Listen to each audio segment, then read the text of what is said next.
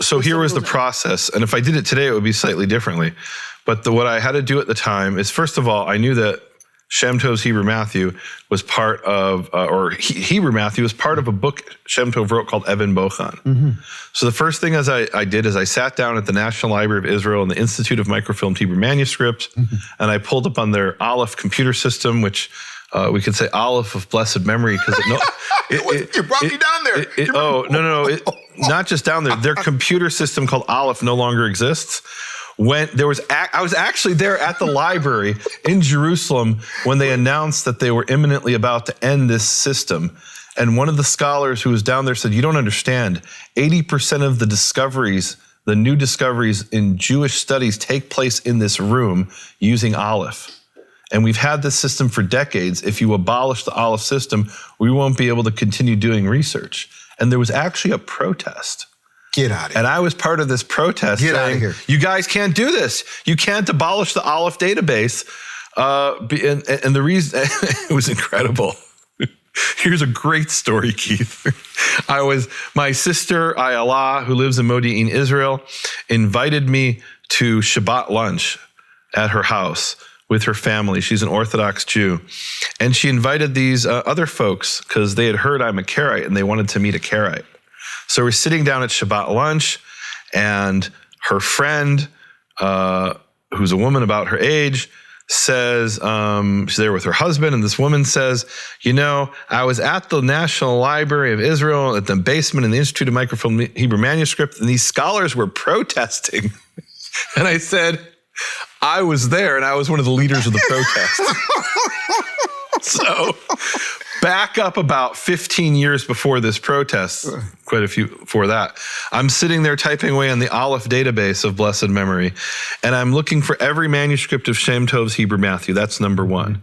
And then what I have to do is I fill out this little patek, this little piece of paper, and I hand it to the librarian, and they disappear. And they come back with a microfilm. Yes. And I pull out the microfilm and I go through the microfilm looking in Shem Tov's Hebrew Matthew in Even Bochan, the book that Shem Tov wrote called The Touchstone. I'm looking for Shem Tov's Hebrew Matthew. Sometimes it's a manuscript of Shem Tov's book, and it ends in chapter 5, and it never gets to Hebrew Matthew.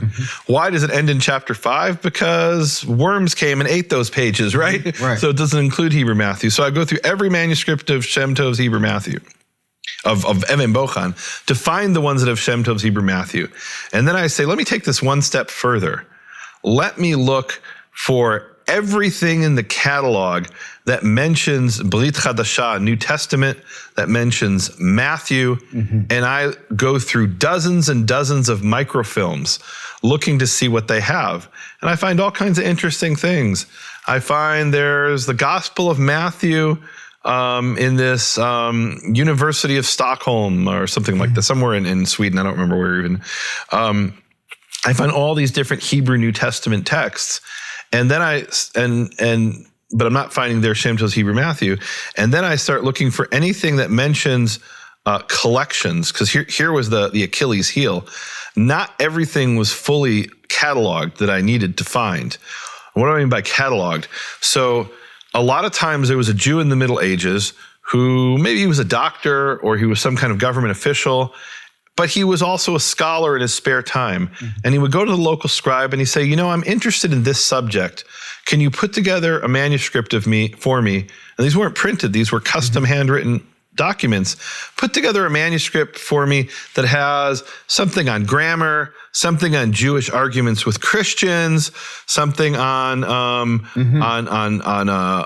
history, maybe a little bit about Bible commentary. And the scribe would go to his shelf and he would pull out different books and he would copy all or parts of those books into this manuscript.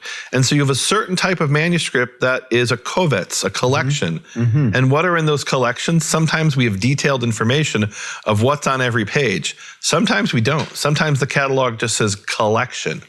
So I went and looked at dozens, maybe hundreds of these collections, looking for Shem Tov's Hebrew Matthew, thinking maybe it's in there. And I found some. Wow. And that's how I ended up with 28 manuscripts. Wow. Once I had those manuscripts, first I had them in microfilm, and then I had to get permission to image them, let's put it that way. And in some cases back then, the only way I could get images is they'd say, well, we can't give you permission to take a photocopy. That's what people could do back then. Because when we, the Institute of Microfilmed Hebrew Manuscripts, we traveled to the Vatican and they said, yeah, you can photograph our manuscripts, but only if you agree not to let anybody make copies of them. If they want copies, they should contact us and pay us money. And I ended up contacting numerous libraries, and in some cases I bought my own black and white microfilm. This is before digitization. And I actually, as we were doing the study, in the middle of the study, I said, wait a minute, I think I still have some of these microfilms. And I went and pulled out from a shelf, and I had a box that said microfilms on it, and I opened it up, and I found a bunch of microfilms. Some of these microfilms I've had for over 15 years. Yep. And I realized, wait a minute, I have those digitized, but that was digitized back 15 years ago.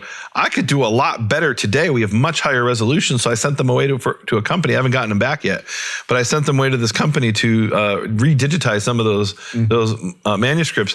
But in order to do the basic work that we're doing, first I had to do that painstaking legwork in which I spent hundreds of hours looking through things. 99% of what I opened up had nothing to do with Shem Tov's Hebrew Matthew, but I wouldn't know that until I looked through it. And I was able to eventually collect a list of 28 manuscripts that have Shem Tov's Hebrew Matthew or portions of Shem Tov's Hebrew Matthew.